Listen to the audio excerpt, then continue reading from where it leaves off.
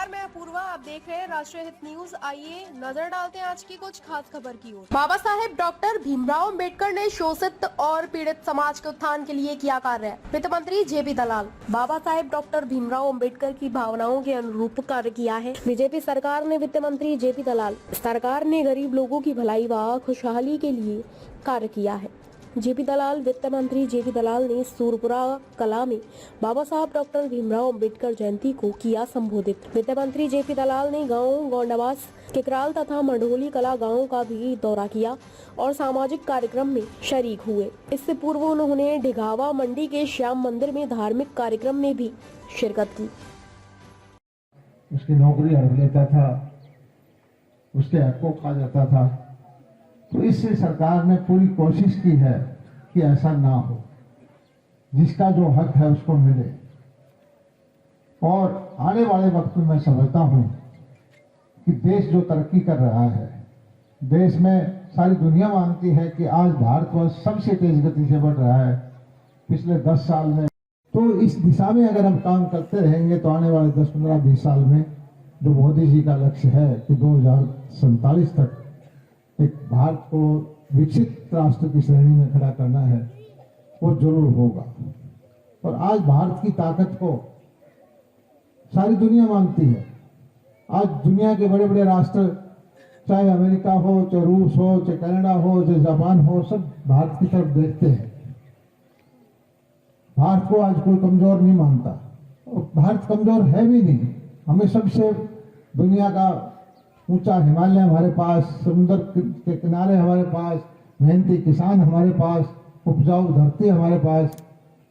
लेकिन हमारे अंदर एक भावना डाल दी गई थी कि हम इन गोरे लोगों से, विदेशी लोगों से कहीं न कहीं पीछे हैं।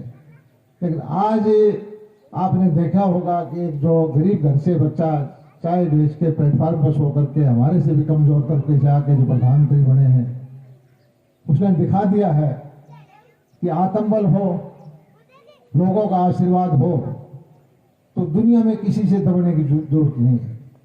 और एक कहावत है, भाई दुनिया झुकती है, झुकाने वाला चाहिए। आज भारत के सामने सारी दुनिया झुकी हुई है।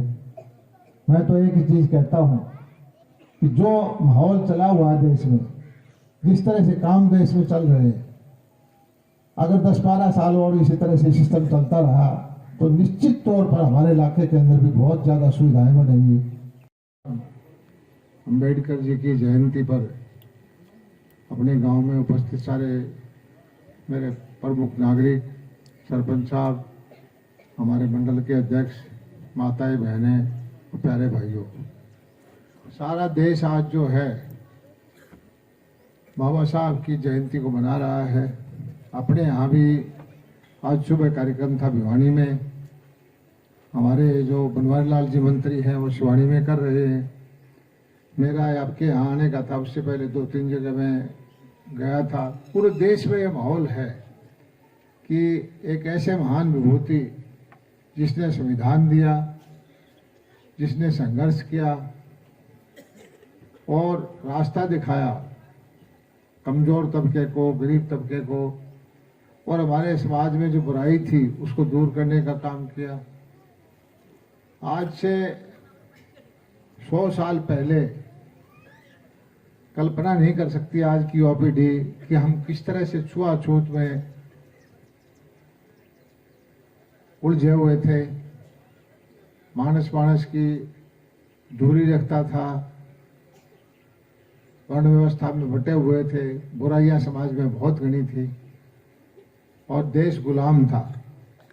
उस वक्त कोई गरीब घर से आदमी निकल के संघर्ष करे, व्यवस्थाओं को बदले, बुराइयों को चैलेंज करे, तो कोई बिरला आदमी ऐसा होता है जो बिल्कुल कुर्बानी देने को तैयार हो। और उन दिनों में अभाव के जमाने में कहाँ जाके दुनिया की सबसे बड़े बड़े शिक्षा ली और आके सारी उम्र उन्होंने संघर्ष किया। और आखिर में जब देश आजाद हुआ तो एक ऐसा संविधान दिया, उस संविधान की वजह से आज हमारे देश में लोकतंत्र है। उस संविधान की वजह से यह है कि हम मेरे जैसा भी अब साधारण घर का बच्चा आज मंत्री है, संविधान की वजह से सरपंच है, संविधान की वजह से ये बड़े बड़े पद ओहदों पर पहुंचे हुए हैं।